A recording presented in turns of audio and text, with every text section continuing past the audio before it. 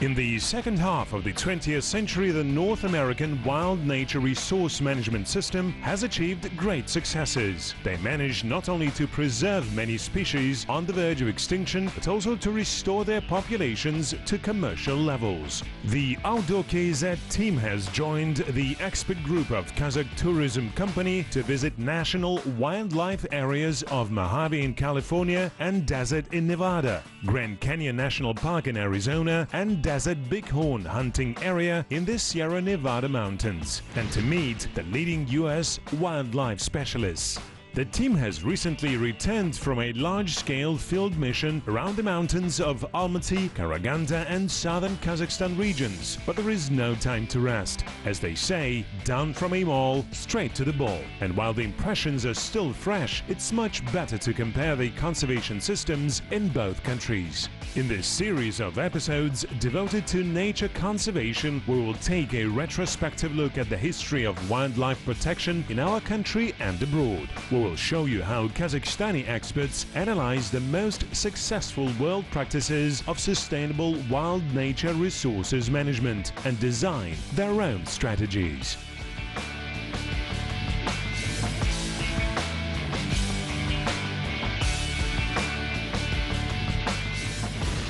Central Asia has been attracting adventurers since the times of Marco Polo. In their notes, medieval mavericks filled this semi-mythical area at the world's end with fantastic creatures and unprecedented miracles and riddles. To this day, this mysterious region attracts Western tourists with its landscapes and biological diversity. Together with the Outdoor KZ TV expedition, you will travel to the most picturesque corners of Central Asia, get acquainted with its flora and fauna, and immerse yourselves in the everyday life and traditions of the people living in the wild.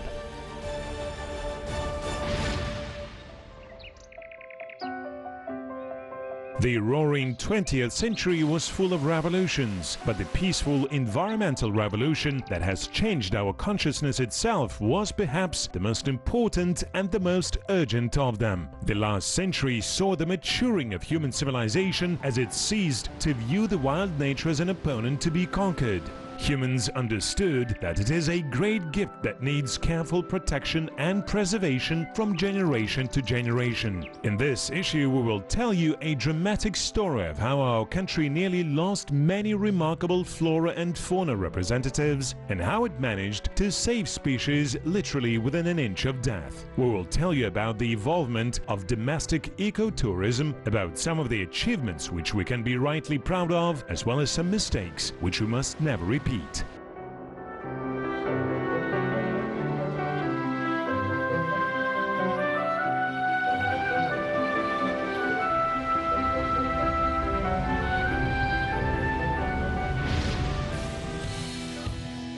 The expert team of Kazakh Tourism National Company arrives at Los Angeles Airport. Its main objective is to attract tourism investors to Kazakhstan. In the US, the members of the delegation hope to find partners as adventure tourism to Central Asia is becoming increasingly popular among American travel lovers.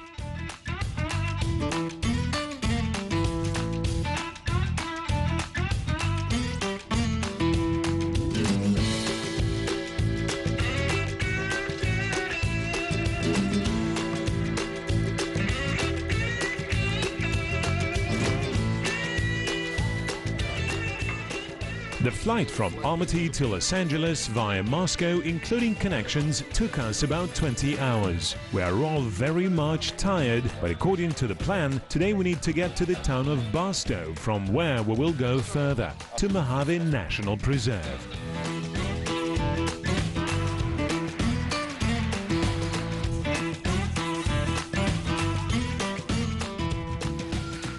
The Federal Highway number 5 takes us to Barstow, 2.5 hours by car, which can be rented at the Alamo Center.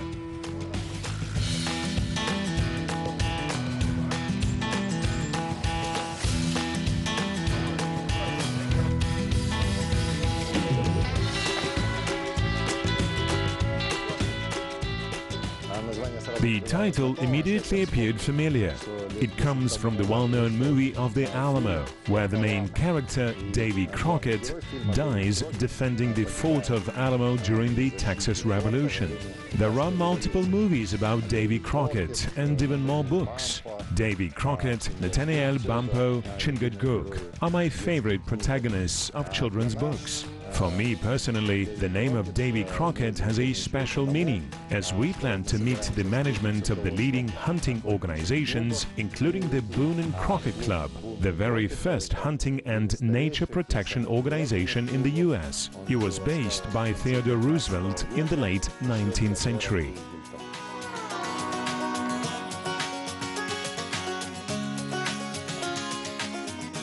The names of legendary North American pioneers are used not only in clubs' titles. A bearded forest tramp in a leather jacket with a gun in his hands is a popular advertising character for many goods. For Americans, forests are not just timber, and rivers are not just hydropower. For them, wilderness is a subject of national pride.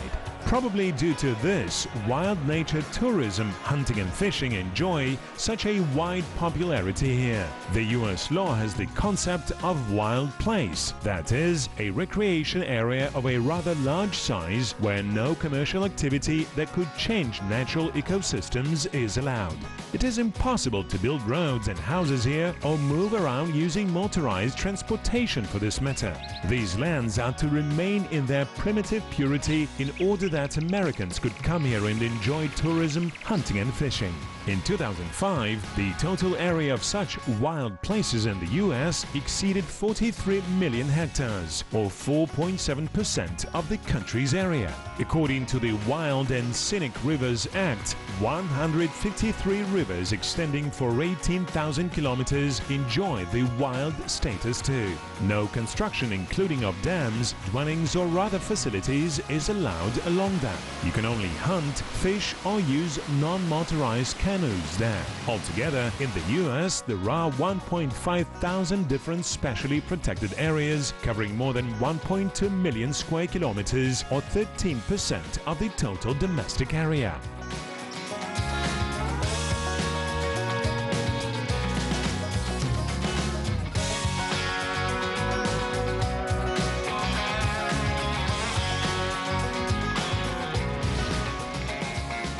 Aldo Leopold, the famous writer and conservationist, was the first one to voice the idea of establishing wildlife sites. In 1924, he set up the first such area of 24,000 hectares in Gills area in New Mexico. Under the influence of Aldo Leopold's books, the US Forest Service gradually got on board.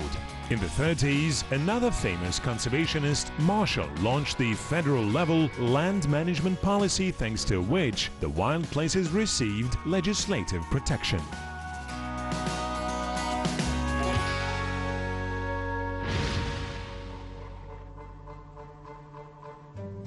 In Kazakhstan, ecotourism has started its development later than in the US, and therefore, making use of foreign experience, we can avoid the mistakes that Americans had to face in their time. Prior to the US trip, the Outdoor KZ Permanent TV expedition embarked on a large-scale journey across the most representative natural sites of Almaty, southern Kazakhstan and Karaganda regions. Now we have the opportunity to compare our places of untouched nature with the ones in the US.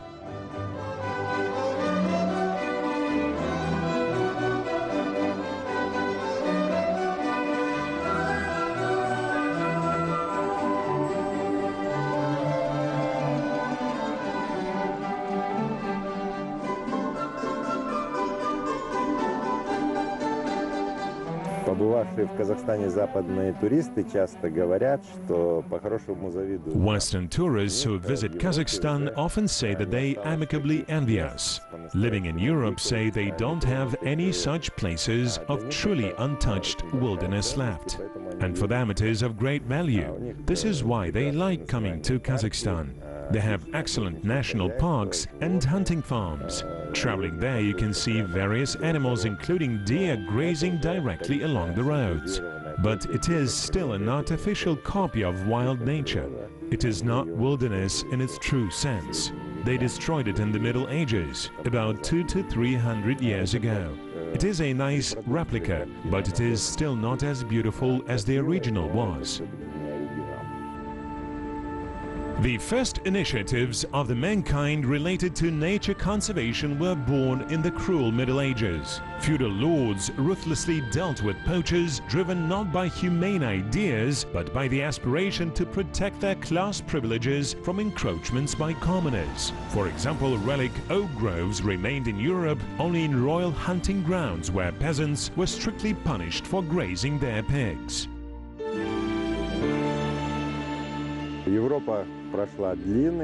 Europe has passed a long and often a dramatic path of establishing its culture of environmental management.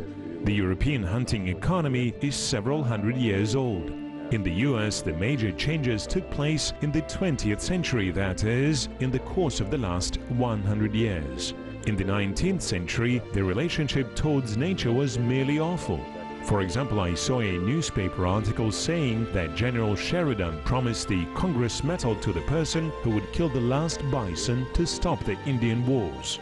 By the late 19th century, many animal species were almost extinct. The view of wild nature gradually changed after Theodore Roosevelt became the US president. People in different countries love nature in their own ways and don't want to harm it, but societies, as well as individual citizens, go through different ages: infancy, youth and maturity. A child is capable of looking into the future only for a couple of moments and instinctively drags everything that the hand catches in his or her mouth. A responsible adult is able to predict the consequences of his or her actions and can correlate desires with opportunities.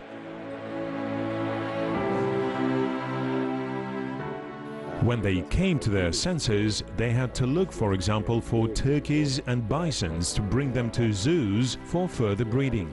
Luckily, they managed to do that and increase their populations. At the price of enormous investment, labor and resource costs, they restored the situation. At present, they procure 1 million turkeys and 30,000 bisons annually. Of course, it should be noted that the US system of national parks and hunting farms is one of the most effective in the world, and we no doubt should utilize successful international practices.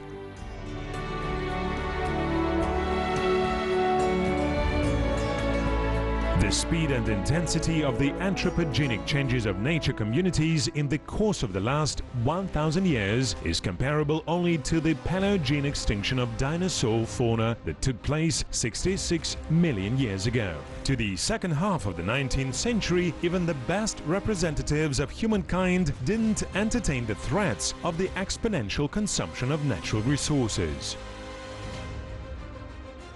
As a biological species, humans appeared about 100,000 years ago. Comparing our planet to a house and natural history to one full day, humans started living in the house only 2.5 minutes ago. In the course of these 2.5 minutes, humans managed to expel about a quarter of all their neighbors that used to live together with us in this shared house.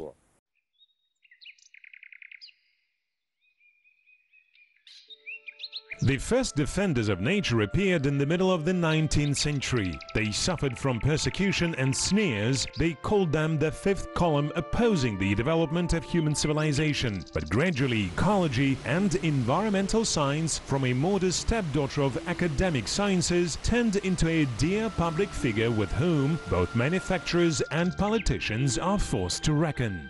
Now in Kazakhstan there are 10 reserves, 12 national parks, 5 natural wildlife reserves, 32 zoological, 11 botanical and 7 integrated wildlife areas, as well as hundreds of nature sanctuaries and other local types of especially protected areas. Their total area is about 24 million hectares, that is 9% of the country's territory. In 1997, Kazakhstan adopted the National Development Strategy 2030 that, among other things, declared that till 2030 Kazakhstan has to become a clean and green country with fresh air and clean water. Our country acceded to a number of international conventions and agreements under which it assumed the responsibility of preserving the biological species and areas of global significance and value.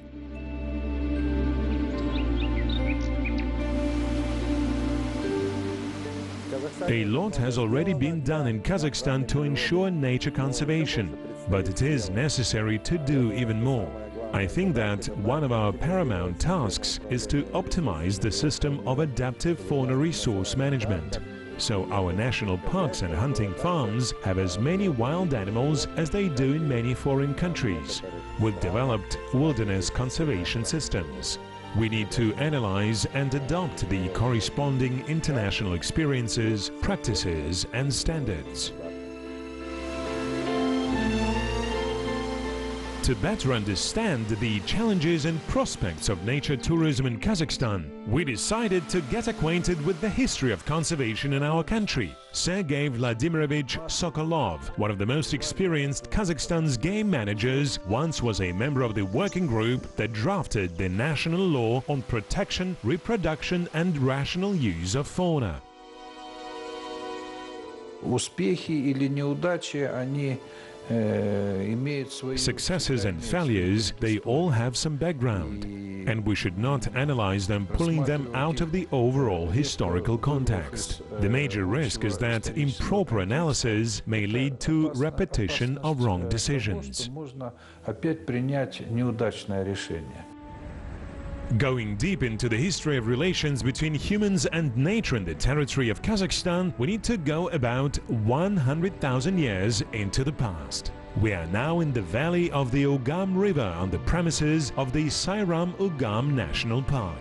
Here archaeologists found the most ancient settlement of primitive people in the river valley. It is over 100,000 years old. It could be that in those distant times, two human species were competing for these hunting grounds: the Neanderthals and the Denisovians. As according to scientists, Homo sapiens came to Eurasia from Africa only about 50,000 years ago. There are no more either Neanderthals or Denisovians, but the hoofed species that they used to hunt still inhabit this area. Mountain goats, the so-called teke, walk the same sloping tracks that their ancestors walked thousands of years ago. Mountain rams or the argali didn't change that much either, although their habitat significantly contracted. In those days, the ecological equilibrium was ensured by the fact that each tribe of primitive hunters occupied exactly the territory that could ensure its sustainable sustenance.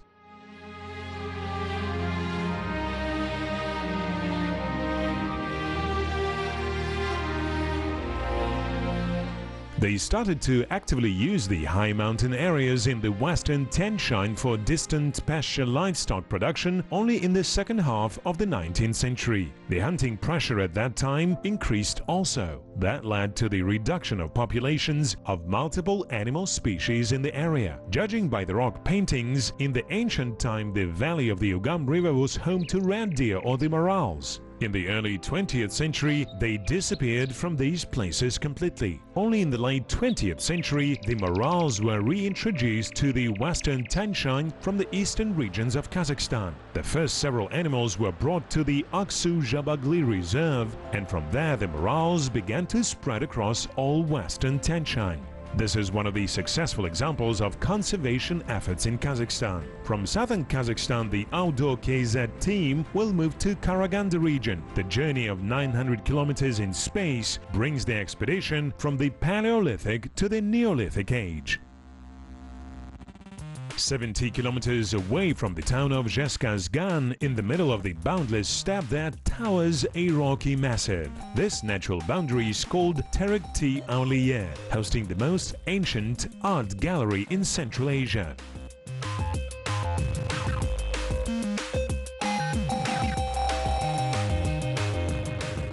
Archaeologists allege that the most ancient of these images are 8,000 years old. That is, they date back to the 6th millennium BC, and the youngest one to the 2nd millennium.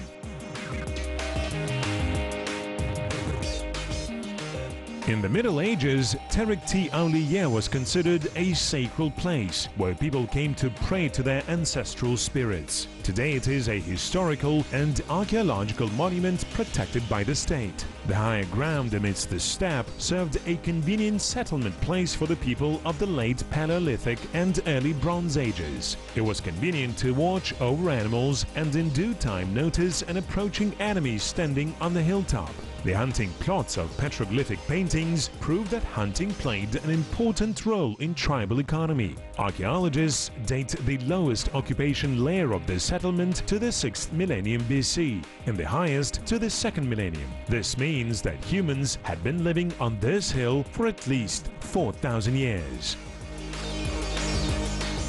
Это значит, что племя охотничье, которое здесь жило, It also means that hunting tribes had been living here for 4,000 years. They hunted without undermining the main game stock.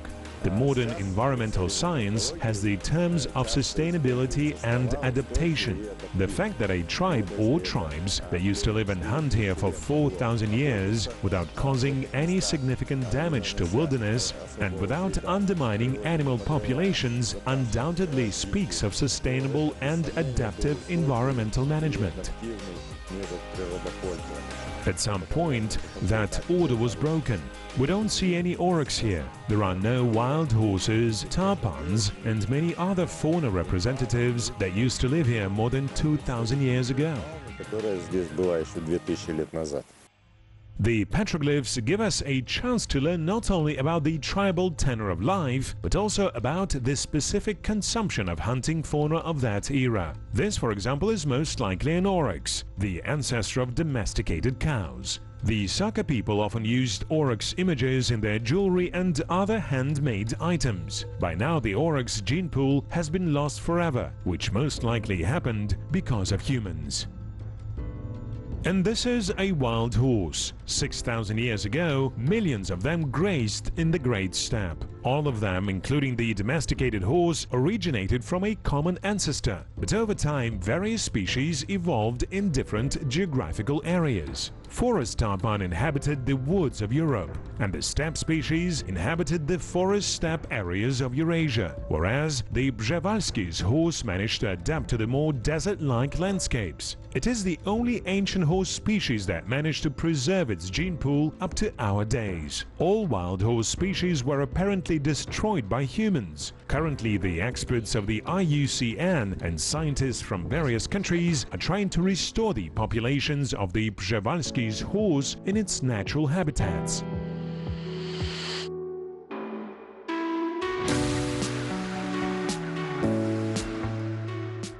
The first ever Red Book of Kazakhstan was approved by the resolution of the Council of Ministers of Kazakh SSR in 1978, 15 years after the adoption of the first International Red List, published by the International Union for Conservation of Nature, or IUCN, in 1963. The last edition of Kazakhstan's Red Book came out in 1999 and included 128 vertebrate species, including 57 birds and 40 mammals. As a symbolical act of recognition by the international community of the need to preserve the planet's biodiversity, the Red List had a rather significant environmental value. Before, many countries simply refused to sacrifice their economic interests for the sake of preserving their own wild nature.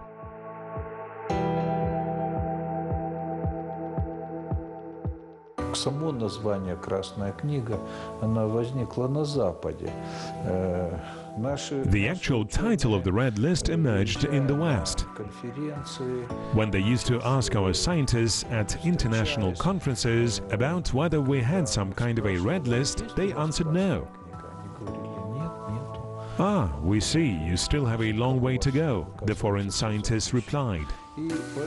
And so in the 60s, after coming back home from one of such events, the Soviet scientists raised the issue of putting together our own Red List of rare and disappearing species. Видов редких или находящихся под угрозой исчезновения. In the 60s of the last century, the ideas of nature conservation were popularized by many talented popular writers like Aldo Leopold, Bernard Jibek, Konrad Lorenz, Nicholas Tinbergen and Farley Mowat. Their books sold by millions of copies. Чтобы понять, на каком фоне все это происходило, To understand the context of that time, we need to recollect the overall spirit of that era. The students' movements, the hippies, the Beatles, the protests against the war in Vietnam, Martin Luther King, sexual revolution, appeals to legalize light drugs, etc. Somebody traveled on a raft across the ocean. Somebody joined Che Guevara's guerrillas in Bolivia. And others went to live with savages, dropped out from universities and went to Goa to live on the beach and smoke marijuana. After the toughest war in human history, after army discipline, heavy work and self-restrictions, people wanted a breath of fresh air, and so they cracked their windows wide open.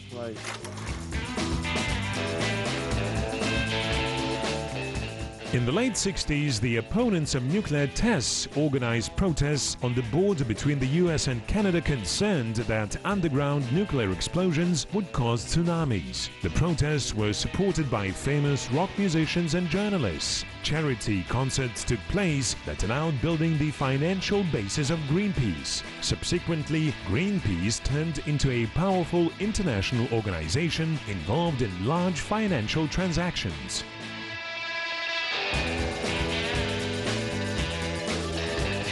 Это было время бунтарей, время ломки. It was the time of rebels, the time of breaking the old-time bourgeois stereotypes, Puritan morale and patriarchal traditions. No doubt, the seed of green idea fell on a very fertile ground. Famous existentialists, showbiz stars and public figures joined the conservation movement. It became fashionable and stylish to be green. Even radical environmental groups appeared. Радикальные экологические группировки. The US FBI defines environmental or eco-terrorism as application or threat of use of violence against life, health and/or property of citizens by environmentally focused groups for the purpose of generating attention. According to FBI, starting from the early 21st century, the actions and overall tactics of a number of such activist groups has undergone significant changes and in some cases even pose threat to society. In the 90s, some environmental experts condemned eco-populism. True nature conservation, according to them, has to be based not on big words and PR campaigns, but on science and should have a solid economic foundation.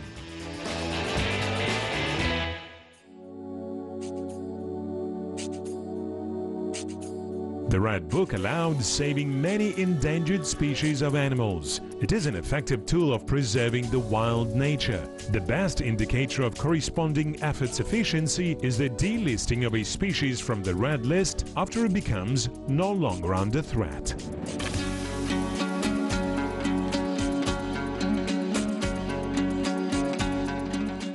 Мы часто с гордостью говорим, что на какой-то территории We sometimes proudly say that in such and such area we have so many Red Book species, as though it can be deemed an achievement of some kind. This is nothing to be proud of, by the way.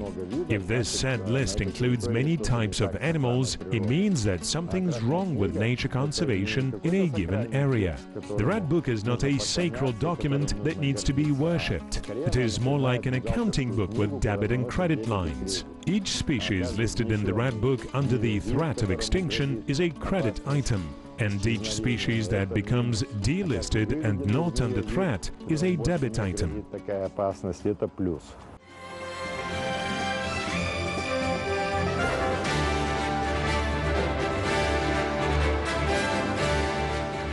In the US, they don't have a red list. When a species is threatened with extinction, without any flash, the rational Americans enter it in the list of threatened species. And after they manage to eliminate the threat, they delist the specific species and start to use it irrationally again.